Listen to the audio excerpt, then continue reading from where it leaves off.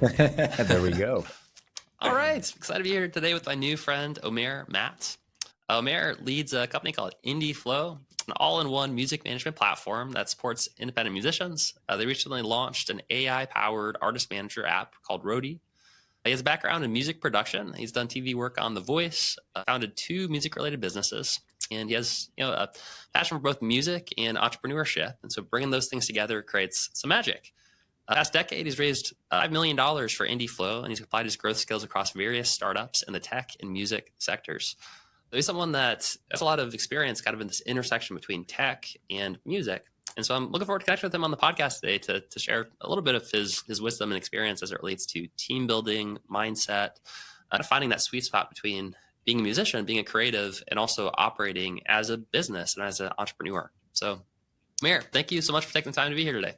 Yeah, thank you for inviting me. I have to say that I kind of was following the modern musician for years now, and you guys, like, you're definitely an inspiration, also for me. So really big milestone personally for me, and I've learned a lot through the modern musician. So really excited to be here. Oh, thanks, man. That means a lot. Yeah, I mean, definitely music meets tech meets entrepreneurship is like we share that passion, and I think it's there's a big need right now in the industry to be able to empower artists with this type of information. So I appreciate what you're doing.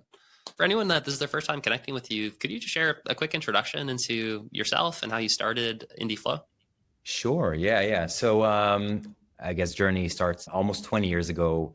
As a student studying music, I was majoring in film scoring and I studied 3 years. And I got to a certain point where I couldn't really find myself in that space. So I decided to go and kind of like explore a bit more, a few more sides. I knew I wanted music, but I didn't really know what in music. And then I started kind of trying a few other stuff. I worked at the TV production, The Voice, and also I started my own business, which was my first business, which connected between music hobbyists and music mentors to play in a band and to perform, which became a very large community. At a certain point, I sold my part in the business and went into startups, which was my second passion, which I felt is a lot of kind of like where innovation connects with impact. And it was kind of like staying in that creative side of things.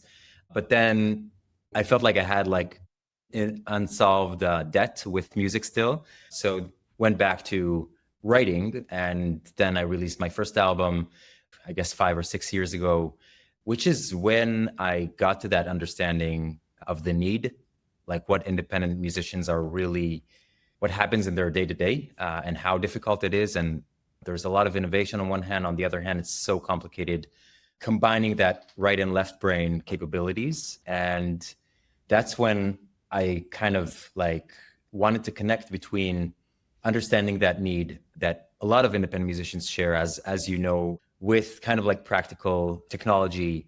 And that's when IndieFlow came to life. That was in 2020, I guess. Also, COVID came in then, and it was kind of like easy to shift from music and live performance into something, into trying out new things. So I really doubled down on IndieFlow, creating an all-in-one music management platform for independent musicians, which I've been doing for the last 5 years. We raised money, built a team, and I've gone through the life cycles of a startup. And that's kind of like what I was thinking of talking about today. A lot of resemblance, and I'm sure you can also relate to that, between the musician mindset and the entrepreneur mindset. A lot of similarities. I've spoken also to thousands of musicians throughout these few years, and I think there's a lot of similarities and frameworks that the two personas share. And in the last year, I'll just wrap this up. You asked for a short intro and I made it long, but I'll just mention the last thing is what we've been focusing on in this last year, which I think is the coolest thing we've done so far and the most precise also in terms of value that we're creating for independent artists, is Roadie, the AI artist manager in your pocket, which is kind of riding that wave of AI that we're seeing in the last year and kind of being that day-to-day manager in your pocket, analyzing your social and streaming platforms and success and showing you what to do next. It also maps out similar artists that are like you, which posts work for them, what worked for them like in general, and kind of like recommending whether it's posts or next moves, like a game plan. Also, throw in a little perk for anyone who's listening. So for the first 30 people who want to download the app, will get it for free. So you just type in Roadie MM, that's Roadie Modern Musician, Roadie MM, as a promotional coupon code. And for anyone who misses out, these first 30 downloads and also gets a 25% off. So really excited also to contribute back to Modern Musician. Awesome. Yeah, I appreciate you doing that. And like always, we'll put the links in the show notes for easy access. But yeah, so it sounds like for the app that you built, basically, yeah, first 30 folks who are listening to this right now, you get it completely for free for a full year. And everyone else gets a discount too if you missed out. So that's pretty cool. Okay, so you mentioned that Roadie is sort of like the AI assistant that can basically look at similar artists, similar posts that they're making, and then recommend types of posts that might work well for you as well. That's really cool. You mentioned sort of like the similarities or the Venn diagram between being a startup and being an entrepreneur, a tech entrepreneur, and starting up, a music business and starting out as an digital artist. I'm curious to hear from your perspective, having kind of had a foot in both worlds, what are the similar challenges that you see artists struggling with, or you see startups kind of struggling at the very beginning of their career? Yeah, great question. So I think at the very beginning of the career, it's kind of that search between one, your identity, two, your fan base, and three, your product, like what you're offering to that fan base. Especially the initial days, like you're pretty clueless. You are in constant search. You're in like discovery mode of what's your DNA. And it's usually easier than, we make of it because it's like very confusing. Like, who am I? The big question usually gets answered through, just what feels right and authentic to you and what like your strengths are. We have musicians that are more of a performers. So, their thing is like live music and venues and kind of like interacting with fans and uploading footage from shows and stuff like that to their social media. We have other artists that are more of, the lo-fi producers that their strategy is more about like they're more introverts and they go the playlist route and kind of connect with other lo-fi producers and create these shared playlists that probably won't build them for them like that fan base that will come to every concert, but then again, they don't perform. There are many, many examples. You just have to find that natural area where you fit in and where your DNA comes in the most authentic way. I think that's number one, the identity. The second thing is more about the fans. You need to find that niche. And I think with startups, and you probably know this better than me, the ideal customer profile, like the ICP, the niche that you're looking for at the beginning is so crucial for your understanding on, how to build up from that. That would be the first layer. First of all, they will spread the word for you. Like if they fall in love with your music, if they fall in love with your business, they will call their friends. And that's kind of that initial phase where you are also as a business and also as an artist, where you want to kind of break through, because it's cool inviting your friends to your concerts, or, they'll always advocate and be giving you compliments, and, your parents will love your music. But you want to kind of break through that. You want to be independent and really make an impact. And that's kind of that second area of kind of finding the niche where, I'm not the first one who says that, probably not the last one, but it's super important.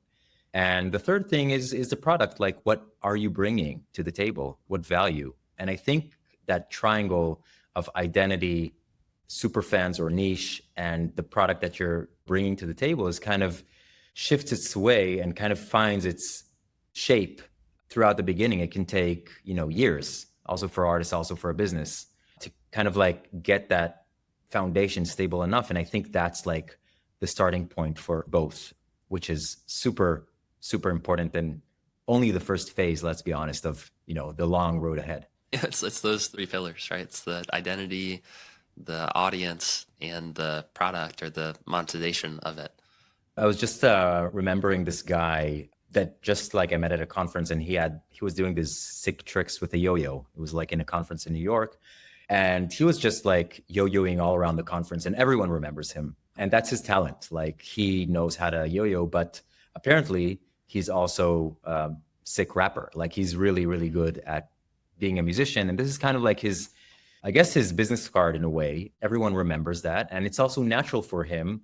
So, it doesn't always come natural to musicians to brand yourself and just like pull out your business card. And, some artists don't feel that comfortable doing that, but it's the way to kind of attract and, I guess, build yourself in a way that people remember. It's kind of like an extension of your talent. So another person, another artist can be, I don't know, an amazing cook, and maybe like that's what their social media is about. And we can talk on and on that topic alone. But I was just like, I have this memory of the guy that plays with the yo-yo in the conference, and everyone remembers him. And it can be something so small. It sounds like that initial phase of identity creation, kind of figuring out what is that thing for you that sets you apart, that brands you, or kind of is that like an interesting angle or hook, is something really helpful, because that's going to help people remember you. And so the yo-yo guy, for example, that was something that people are going to remember about him, because he, that's a part of who he was. It was an extension of his creativity. How do you recommend folks, because I'm sure, as you've probably heard a lot, kind of this initial phase for artists can be really challenging, of sort of identity and kind of figuring out, how do I brand myself when I don't want to put myself in a box? I'm like, I don't want to just be the yo-yo guy. Like, I want to be everything. Don't be the yo-yo guy if you don't know how to work with a yo-yo. I mean, that's what it's about. Right. That makes a lot of sense. Don't try to be someone you're not. But then also, how do you recommend that artists kind of find that identity, for themselves? And also, how do you recommend they just, in terms of mindset, like, how do they think about finding their niche and identifying themselves if they feel a little bit resistant to the idea of like putting themselves in a box, and they do want to have freedom to be able to express these different facets of themselves? Wow.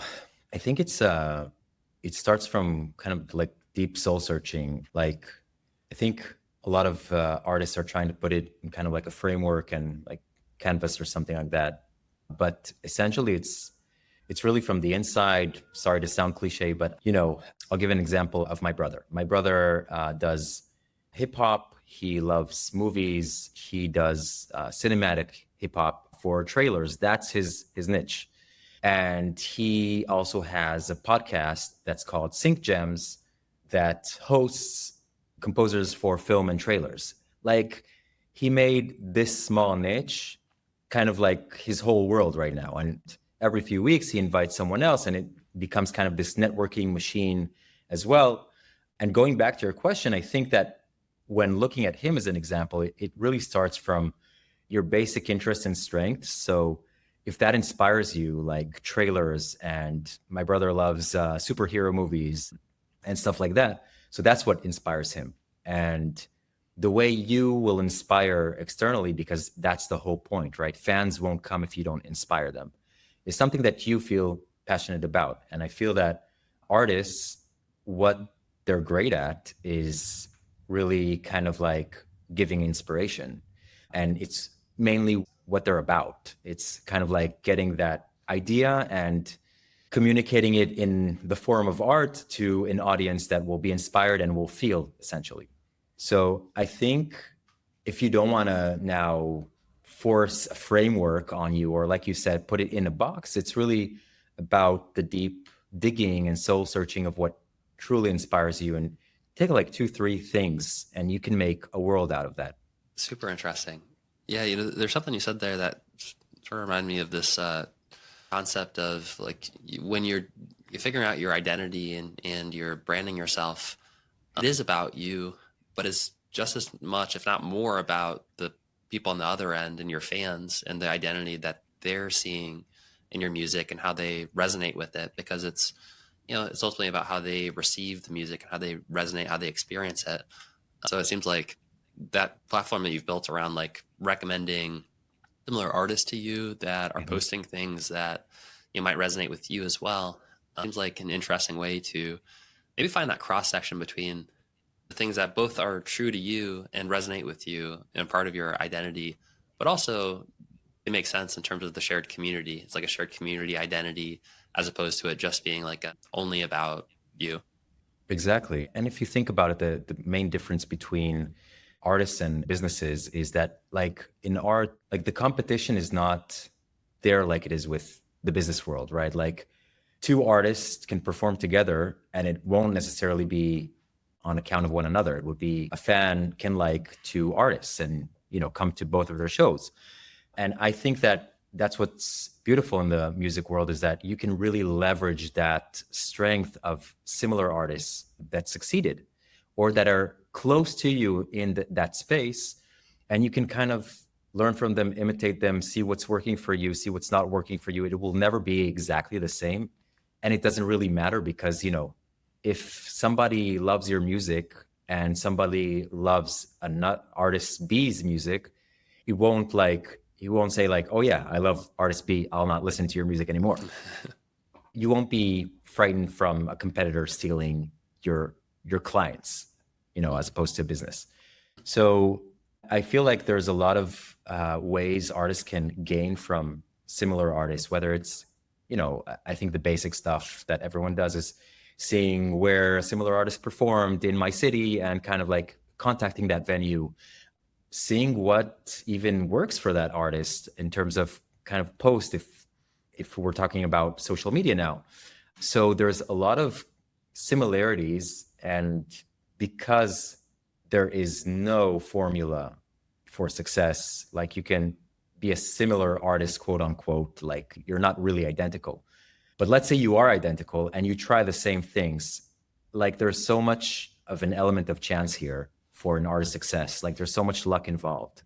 And we're trying to reduce that element of chance with that comparison of similar artists and kind of giving AI the ability to generate similar posts like a similar artist. But that's just like a tool that will help you out. It doesn't necessarily guarantee anything, and you need to remember that. And in that sense, I feel that it really can help treat it as something that can focus you. It doesn't define your success, but it can help you really focus on kind of finding out your next moves. It's super interesting hearing you describe like the comparison of businesses and competition versus artists and competition. And I think you're totally right. Like art is something that they can both exist together, and actually like, a rising tide lifts all boats, and artists performing shows together. Like there's this cross pollination that happens. It's actually really, really healthy. I've met a lot of artists who usually they didn't stick around for long because the mindset was off, but they did kind of feel this sort of like competition, or like there's, if someone's a fan of them, then that somehow diminishes their own status or their own success. Same thing with, businesses as well. Even like it's possible to have direct competitors, but in a lot of cases, I guess the more that what you're creating is like an art form, the more opportunity there is for collaboration, because it's not necessarily like right or wrong, just different ways of like viewing the same thing. And it's really how I look at a lot of this space. Even like right now there's a lot of folks that we have on our podcast that you might say is like a quote unquote competitor to Modern Musician. And generally how I look at it is there aren't really like everyone's a collaborator, and everyone has different perspectives and different helpful angles that we're looking at it. And, if you're trying to master a topic, you don't just go to go read one book on it and say like, all right, I've got it.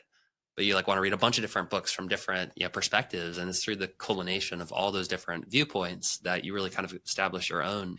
But I guess that's not necessarily the case in every industry. Sometimes there's just like a product where it's just like, okay, like I have this specific thing and it's like, there's one way to do it. And it's just like, what's the fastest, cheapest way for me to like complete, this to solve this problem? So yeah, maybe we're in a little bit different world, and both in terms of like maybe information technology, specifically with artists too, who are listening to this, like your art is complementary to other artists as well. And coming together is almost always going to be 1 + 1 = 3 kind of situation. Yeah. I have to say that I feel like in the music tech space that even though there is competition, I feel like it's kind of like it kind of adopted, because most of whoever's in music tech is also like former musician or loves music, and it's kind of that culture. And that's why you also feel that when you go to conferences and when you kind of meet folks from the music industry, even if they're a competitor, then it's really informal, and it's really like, I feel like there's more of a community element to it, rather than a fear of competition and losing clients. I think that it's also a matter of maturity, and that kind of ties to what you were saying about the artists that left after a short period of time, because you get burned out really quickly, especially if you want things to happen right now. And that's kind of like the experience for artists, because they're so creative, and like it's kind of that left brain, right brain conflict when you're having trouble kind of mapping out and understanding that it is a long-term kind of journey here. And you kind of feel that everything has to happen now. It becomes really overwhelming because you woke up in the morning and you posted on TikTok and nothing happened. And then 2 days after that, you did that again and nothing happened. But you also did a playlist campaign and it spiked, but then it dropped because it was a playlist campaign. And we all know how that goes after a playlister takes your track out of his or her playlist.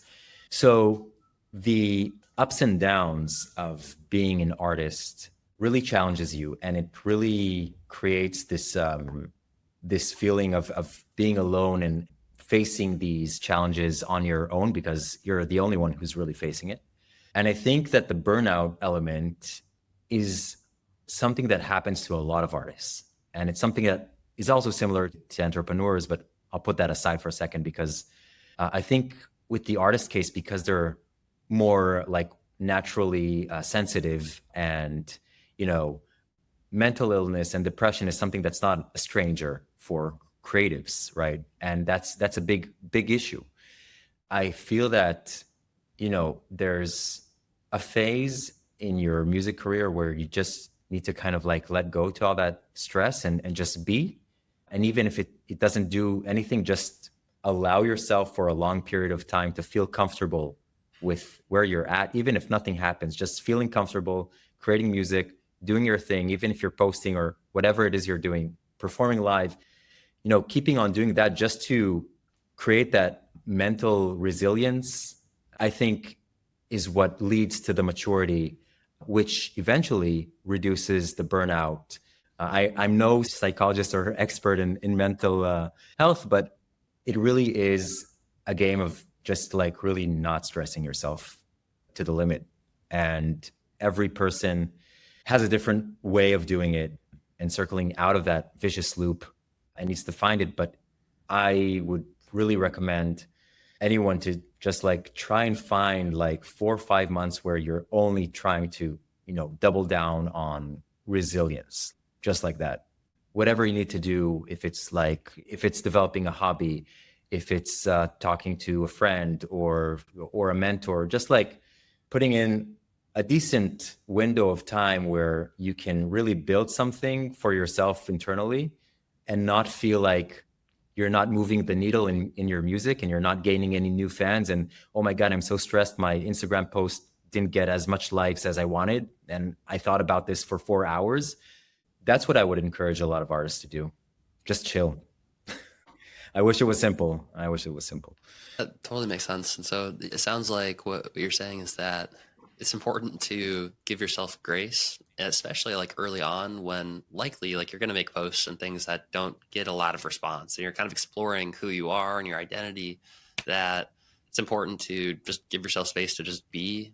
And yeah, I've heard this before, just this Take concept breaks, of taking breaks is super important. And I've heard this concept of using the barometer of how much fun are you having as sort of like, an indicator where like, is what you're doing and like, are you just having fun just because like you're showing, like, are you plugged in? Are you plugged in? Is it like your energy source? When you're plugged into the wall, it doesn't feel like a drain to be working or be doing stuff. It's just fun. Like you're plugged in, you're turned on. It's exciting. You are, even if it's like challenging, even if there's like, it exerts a ton of energy and you're going, going, going, there's a difference between forcing it versus being plugged in and like you're having a good time, you're really enjoying it at the same time. So using that as a barometer of like, is what I'm doing, even if it's challenging, even if it's difficult, am I plugged in? Like, am I present right now? Am I actually like, getting juice from this? Yeah, I think it's very important to understand what gives you that juice, and not to everyone, there's no one size fits all, obviously. Someone can get worn out from, you know, hangs and networking events and jams or whatever. Another person can really shine over there. I can tell you about myself that I like when I go to a conference, the first day is usually like super overwhelming. I'm sure like a lot of people can relate to that, but like it's hard for me to kind of find myself and find my center and my focus, because I'm more of a one-on-one person. Like these conversations, I feel like are a lot more in my frequency, and I think that that's also important to understand what kind of juices you up and what gives you that energy, because essentially, if it's people, then find the format. If it's creativity in video, find the format. Like if that inspires you, surround yourself by people who do that. I don't know if it's an obvious statement, but really like surround yourself by the people who give you that energy to continue with your art. And that kind of goes hand in hand with building a team, which is also, again, that similarity between a business and between an artist, where you need the people who also give you the energy, but also have the skills that you lack, and where you start, they begin kind of situation. I think it's very important once you kind of like find that foundation that we spoke about earlier of the, your identity and your niche and your product, quote unquote, like your music, and really like expanding that. Like once you really understand your foundation, it'll be a lot more easier to find the answers of who you need around you.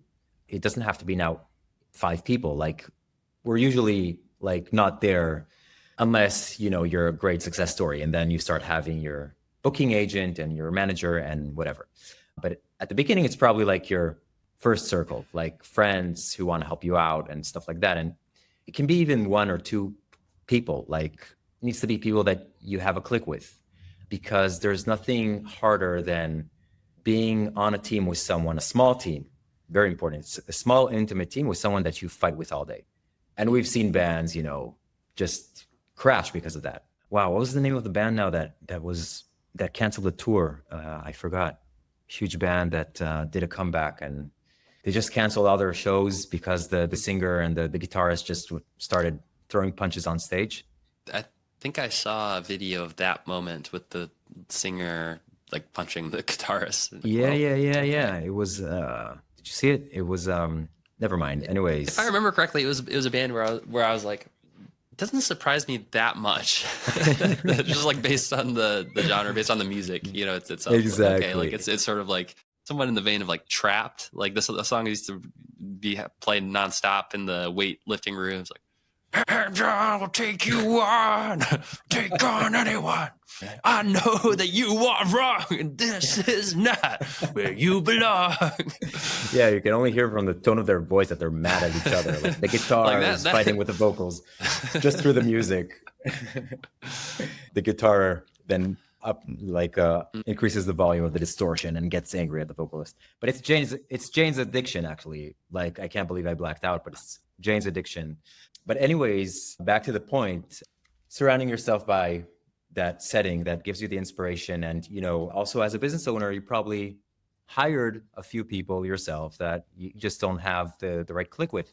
But it is essential to understand that, you don't have to take everything on your own shoulders. Like you don't have to take this whole weight. And just by like talking to a person for 5 minutes, it can take you out of the loop that you're in, like the whole day or the whole week, or doesn't matter. It can be easier, I guess. So that's another element I was kind of bringing to the table before I hopped on the podcast, is kind of thinking about that team building, like that essential part of team building and picking the right people. I really think it can uplift you. And if you're a musician, I've heard not once the term damager as a manager. And that's kind of like the next phase, like know who your manager is. Like if you bring somebody who's going to take care of everything, like has to be somebody that you really kind of trust and do your due diligence beforehand. The amount of these types of managers that I've also met is just like scary. Yeah, That's an interesting term, damager. I've never heard that before. Yeah, Like it that's was. the original one. I like it.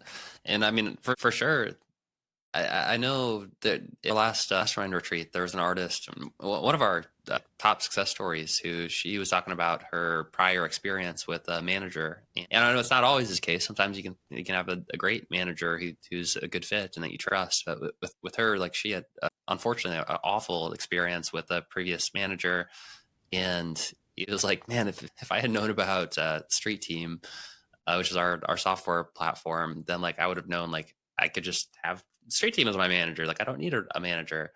I need to reach out to her and see if if she'd be willing to like write that into like a quote or something. Like that was pretty It's a nice. great testimonial. Yeah. So it sounds like what you're saying is that's just really important to surround yourself with the right people that are going to align with who you are and that you can trust and that are going to motivate you and inspire you in those times where you might be in a little bit of a loop or a little bit of a downward spiral. And just having a 5-minute conversation can really lift you back up.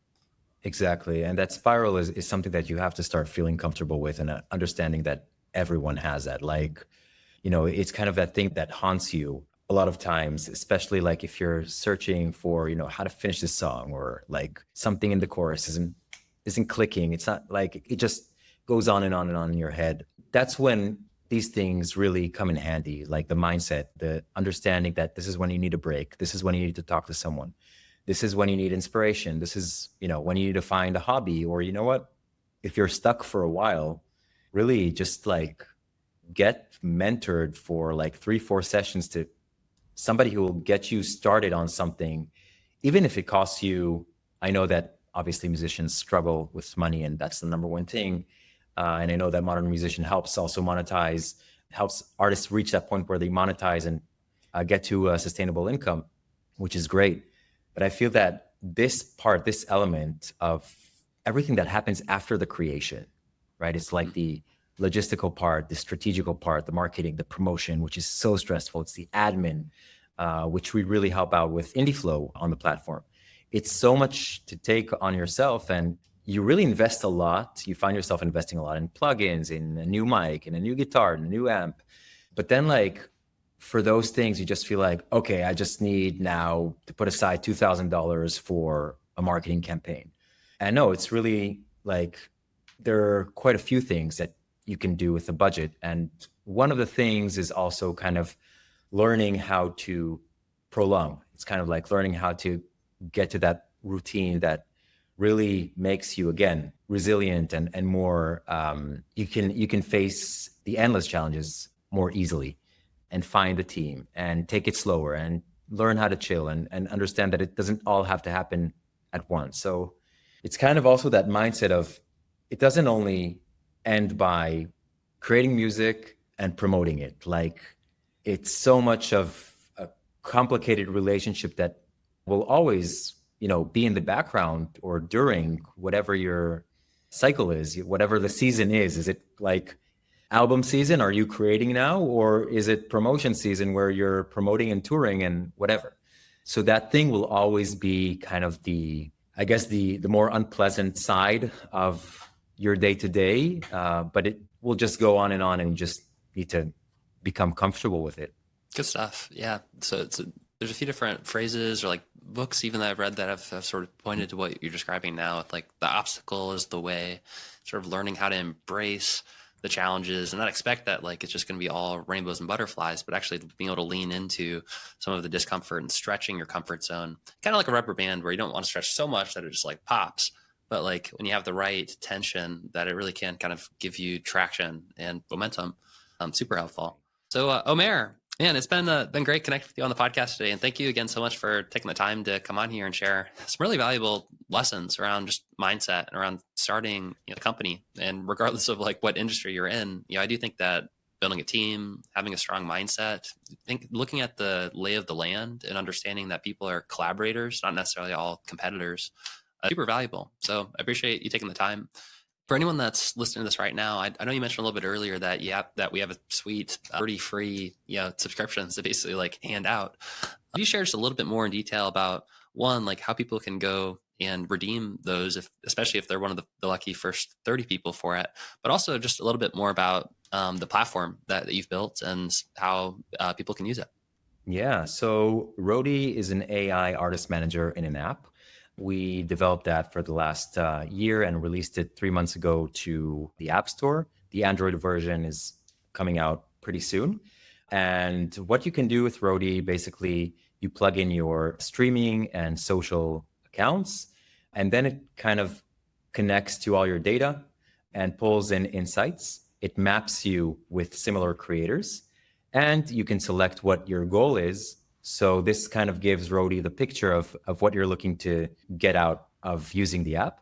And then you have two main routes. One is getting recommendations of what to do next with your career. And the second one is really creating marketing plans or social posts that are inspired by similar creators automatically through generative AI. Of course, you have to have some sort of AI there. But yeah, it's a great app. It's really one of our biggest inventions so far. We've been doing these things for the last 5 years, and we're happy to offer the first 30 downloads on the App Store, free account for their first year. You just download the app, Roadie, your AI artist manager from the App Store.